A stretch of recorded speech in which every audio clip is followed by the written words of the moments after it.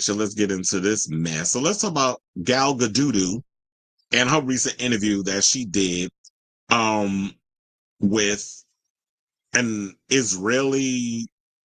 I think it was like she did an interview with some Israeli reporter, or whatever, and started talking about the fact that everybody was pretty much saying and not saying it actually happened. Snow White bombed at the box office. And so she gave her thoughts on that. So, former IDF soldier turned mediocre actress Gal Gadot is giving her perspective on why Disney's live action Snow White remake underperformed at the box office. Now, okay, let me stop being.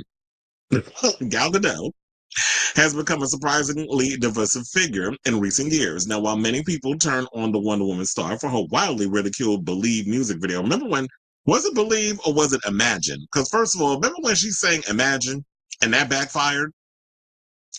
And because they said that was Believe. But I'm like, Believe, that's Cher. Or maybe I'm wrong, but I could have sworn it was Imagine they were all singing. But anyway, that happened during the COVID-19 pandemic. Her stance on the Israeli-Palestine conflict has also proved problematic for those who support the cause to free Palestine. It's another complicated, highly divisive topic, and one that is this year's live-action Snow White remake got caught up in. That was partly due to Gadot's support for her home country. Protesters appeared at various events of the movie, but also a result of lead star Rachel Ziegler writing an Always Remember Free Palestine in an post about the trailer. Not only that, but also let's not forget that when she and Gal, I believe they were on the red carpet, they were being interviewed or something or another. And there was something that another where they brought up, and she doesn't get rescued by the prince and blah, blah, blah, blah, blah. And people feeling like, oh, so that makes you a strong female character because you're no longer a damsel in distress and you don't have to be rescued by a prince. And I don't think that was the point of it. It's like you can make Snow White presenting in a way that doesn't feel like she's a damsel, but if there's situations where a guy comes in and tries to help her out or rest in a way, I don't feel like that should be a problem. But they're making it seem like a man coming in to help a woman is a sign of weakness that a girl I can't do for me. I can't. Okay, bitch, then open this jar of pickles because I see you struggling. You don't need a man help. Do it then. That's the way I think that people will be coming across. It's like, okay, so you don't want, I mean, look, if a woman want to do whatever she want to do, she could do it. But don't sit and try to play around and use your gender to your advantage when you want me to come in and help you with it. Oh, I can't do it. It's too okay. But you're supposed to be this strong female. I want to see you open that jar that I see you struggling with. That's just an example. So I think there was just a lot of that. And they were feeling like, oh, well, you're trying to find a way to emasculate men by making that comment. Which has always seemed like been this whole gender situation that's been going on with this. So now ultimately Snow White was met with largely negative reviews, 38% on Rotten Tomatoes, and a mere $205.7 million at the worldwide box office. I wonder what the budget was. They said talking with amateur journalists who are on the autism spectrum. I was about to do a read when they said talking to amateur journalists, but then they said on the autism spectrum. Now I was like, I'm not going to do that because they're not going to cancel me. But then again, Denzel said that you can't cancel somebody that ain't signed up for being canceled, so you can't cancel me, bitch. They said Gadot admitted that she believes Snow White was going to be a huge success. Well, she was delusional, but shared a belief that what's happening in all kinds of industries and also in Hollywood is that there's a lot of pressure on celebrities to bring up things against Israel. So her reasoning for this is, well, it flopped because they're pressuring celebrities to speak out negatively against Israel. And it's like, of course, someone who fought in the IDF, and y'all already know what the IDF has been out here doing, raping children and women, playing target practice with Palestinians just going to get food. Y'all telling people to show up at certain places so that way they can get aid and things, and y'all opening fire on them. Settlers coming in, stealing people's land and pow-powing people on camera. Like I told you, the guy that did that No Other Land documentary that participated in it, he actually filmed his own unaliving, where we saw that the guy who pow-powed him, he was holding up the phone, recording as this settler was coming in, and just pointed the gun in his direction. Bullets went flying. The guy fell back. Camera was still on recording, and I'm hearing him gurgling blood. You couldn't see it, but you could hear it because the camera fell that was recording it with his phone.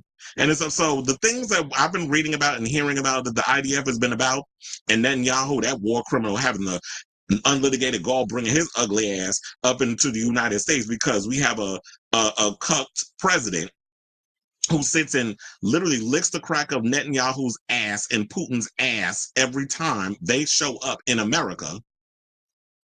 Wannabe authoritarian, follow behind fascists like a damn puppy, a pathetic one at that.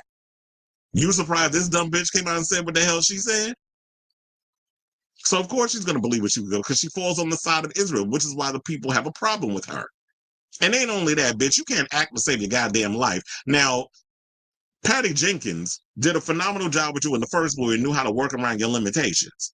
Then the other day, there was a video that they decided, I think it was Warner Brothers, posted up on their channel on YouTube, it was like a 30-minute video. And yes, don't throw your tomatoes at me. I actually sat and watched it. Of behind the scenes of Wonder Woman 1984, and they were talking about how like all the ideas they came up with and showing all the different stunts the guy was doing, and Kristen Wiig and all the other characters that was up in the movie. And I'm sitting there watching this like, why is it that the behind the scenes is way more entertaining than what we got as a full movie? Because the movie was terrible. But when we sitting there watching the behind the scenes, I'm like, damn, this shit is better than the freaking movie. Why we ain't get this? Because your finished product was a chop. Even down to the special effects look cheap. But maybe the passion behind it was better than the actual result. Sometimes it be like that. Now, she said, I was disappointed that the movie was greatly affected by that and didn't do well at the box office, but that's how it goes. You win some, you lose some. She did, however, say that working with Zegler was fun and said they laughed together a lot on set. Now, while the various controversies, did impact Snow White, including Zegler's comments about the 1937 classic and some sweeping changes made to the story by Disney, Gadot's performance was widely criticized, and several unintentionally hilarious clips of her take on the evil queen quickly went viral on social media. Not only that, but remember, no!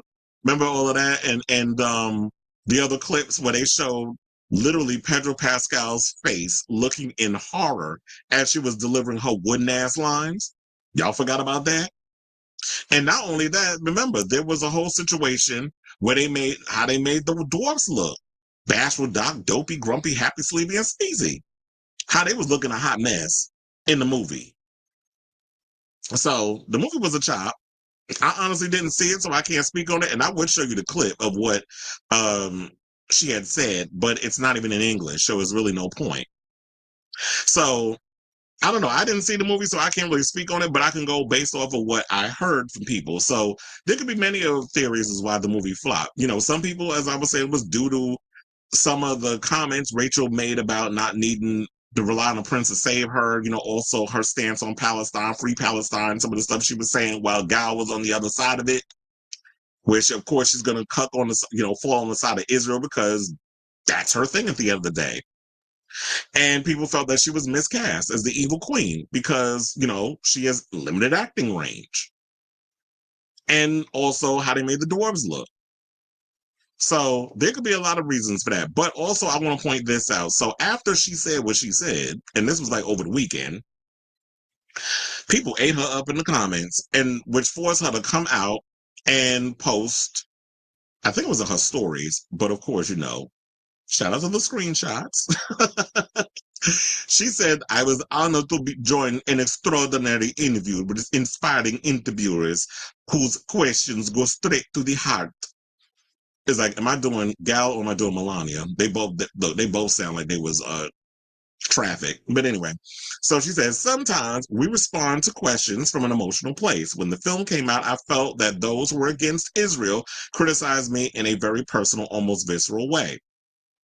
They saw me first and foremost as an Israeli, not as an actress. That's the perspective I spoke from when I answered the question. Of course, the film didn't fail solely because of external pressures. There are many factors that determine why a film succeeds or fails, and success is never guaranteed. Well, of course, now she's backpedaling because people dragged her with somebody, oh, so now you up in here trying to play the damn victim. Well, all the stuff Israel's doing to them people of Palestine, you trying to say, oh, it was because of they wanted people to speak out. No, bitch, you meant exactly what the fuck you said when you said it. Now you want to come out here and backpedal because not only is your acting bad, but you actually trying to conjure a thought is bad too. You somebody that definitely is easily manipulated, and we can all get past the pretty. There's been millions of girls that I've seen that look like a Gal Gadot even better. So whatever, bitch. So you saying all of this? This is hilarious to me. So I just feel like you saying that because you got dragged on social media and you thought you were speaking exclusively to the Israeli media, that nobody was going to translate your words and spread it worldwide on the internet.